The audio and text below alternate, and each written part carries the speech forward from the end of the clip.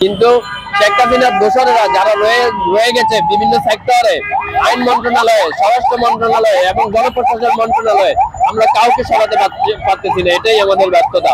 সিরিয়ার মতো যদি আমরা স্বাধীনতা, যদি আমরা শেখ হাসিনা পালাই গেছে দেশ থেকে, ওই দিন যদি বাংলাদেশের সবগুলা জেল আমরা ভেঙে দিতে পারতাম, তাহলে এই দেশ স্বৈরাচার মুক্ত হয়ে যেত একেবারেই। কিন্তু এখন পর্যন্ত শেখ হাসিনা মুক্ত হয়েছে, কিন্তু স্বৈরাচার মুক্ত হয় নাই। বুঝলেন? শেখ হাসিনার পতন করা এবং অন্তর্বর্তীকালীন সরকার গঠন, এর মাঝে কোনো ভুল ছিল নাকি ব্যর্থতা আছে? না, এর মধ্যে আমাদের ভুল ছিল না এবং আমাদের ব্যর্থতা নাই, বাট আমরা চেষ্টা করে যাচ্ছি। আমাদের ছাত্র সমন্বয়কারীরা তারাও চেষ্টা করে যাচ্ছে। কিন্তু আপনারা জানেন, যেখানে প্রত্যেকটা সেক্টরে 17 বছরে চেয়ারম্যান থেকে সিকিউরিটি সবগুলো আওয়ামী লীগের লোক, সেখানে আপনি কয়জনকে সরাবেন, কয়জনকে বিতাড়িত করবেন? তো এটার জন্য আমাদেরকে আরো কিছুদিন ধৈর্য ধরতে হবে, এটা বোঝাই যাচ্ছে। ধন্যবাদ। আমার আর কোনো প্রশ্ন নেই।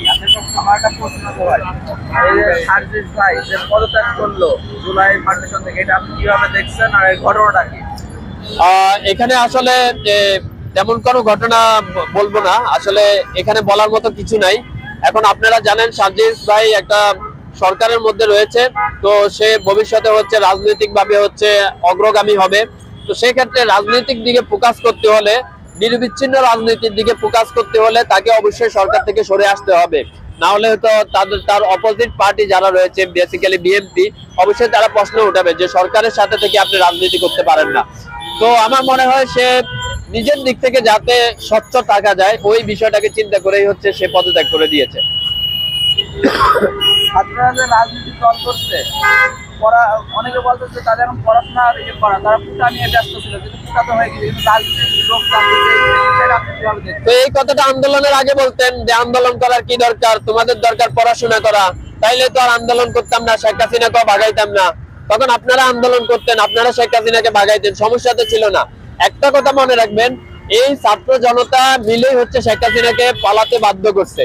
কিন্তু এখানে অগ্রভাগে কারা ছিল সেটা একটা দেখার বিষয়। অগ্রভাগে যারা ছিল তারাই যদি বর্তমানে রাজনৈতিক দল গঠন করে, আপনাদের উচিত, বাংলাদেশের মানুষের উচিত এটাকে স্বাগত জানানো। কেননা তারা যদি আন্দোলনের সময় যদি এগিয়ে না আসতো, তাহলে এই দেশ শেখ হাসিনার এই কবল থেকে কখনো মুক্তি হতে পারতো না।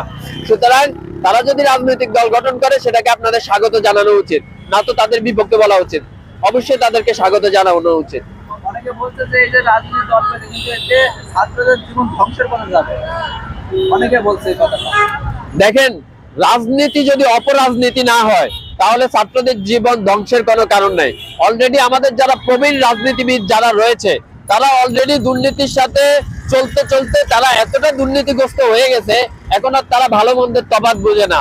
তো আমরা যারা ইয়াং জেনারেশন আছি, আমরা তো বর্তমানে রাজনীতিতে ইনভলভ হচ্ছি বা কেউ সামনে হবে। সুতরাং আমরা দুর্নীতির সাথে ওতপ্রোতভাবে আমরা জড়াই নেই এখনো।